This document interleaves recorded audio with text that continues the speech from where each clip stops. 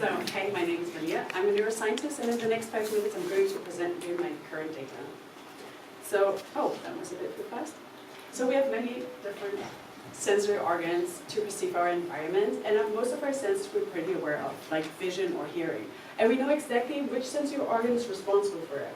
But then there are other senses which we are not really aware of, but we constantly are using it, like balance.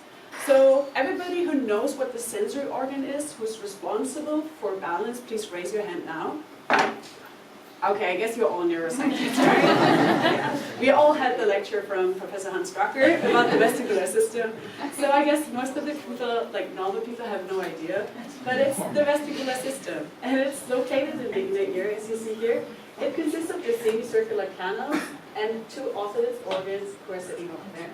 These two structures perceive a linear and transient acceleration and transform them into motor output, so that I can actually extend on one foot, I can ride my bike, I can surf or ski.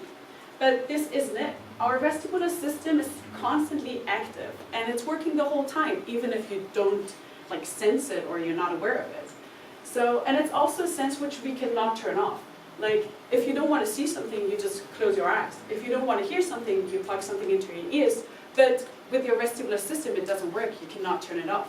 And that's actually very good, because we are constantly using it when we're working or if we are moving our head.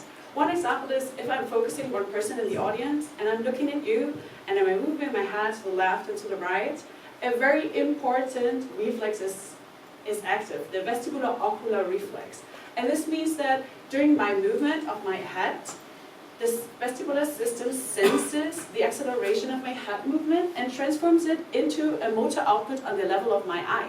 So every time when I'm moving my head to the right, my eyes are moving to the left actually. And if I'm moving my head to the left, my eyes are moving to the right. So even if I'm shaking my head, I have a very clear vision and don't get a blurry vision. So yeah, I see most of you people are trying it out.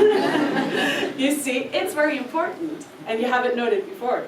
So imagine if you're struggling with vestibular diseases, that would make your life very impossible and very difficult. Like this, for example, here's a patient who has oscillopsia. This person can't counterbalance their movement.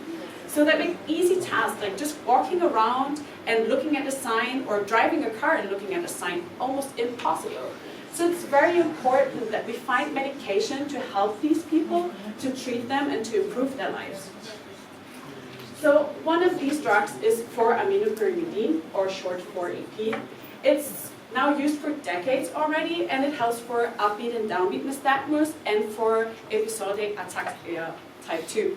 And even if it's used already for decades, nobody has really a clue what it's doing to our vestibular system and where it actually attacks our system and how it affects us. So that's what I was trying to do in my study. I used these cute little guys, the frog tadpoles, and I was looking at their vestibulo-ocular reflex. The reflex I was just talking about when you're shaking your head and you have still a very clear vision. And I was looking at the pathway of the vestibulo-ocular reflex and recorded from the motor output level and looked how actually 4-AP, the drug, affects the pathway and looked at where does it affect the pathway. And this is what I found. I don't want to bore you with any details, don't worry, it's just to show you my nice data. So, in general, I found a regularization of firing patterns. Irregular firing neurons started firing more regular and increased the firing, that's what you see up here, it was significantly higher.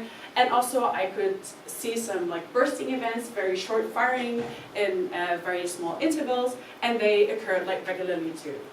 And overall, it led to an altered extraocular motor output.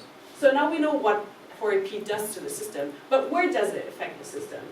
So since 4-AP actually blocks Kv1.1 channels, ion channels specifically, I was able to label them with immune fluorescence, and that's what you can see here. This nice picture, the yellow dots and the yellow lines are all Kv1.1 channels which got affected by 4-AP. And if we look at the location in the pathway of the vestibulo-ocular reflex, they are actually located at the very periphery at the beginning of the whole pathway. So I was able to show what happens when I apply 4-AP. It changed the motor output on the level of the eye, and also could show where does it affect the vestibulo-ocular reflex at the very first beginning. So I hope it wasn't that boring. Thanks for your attention.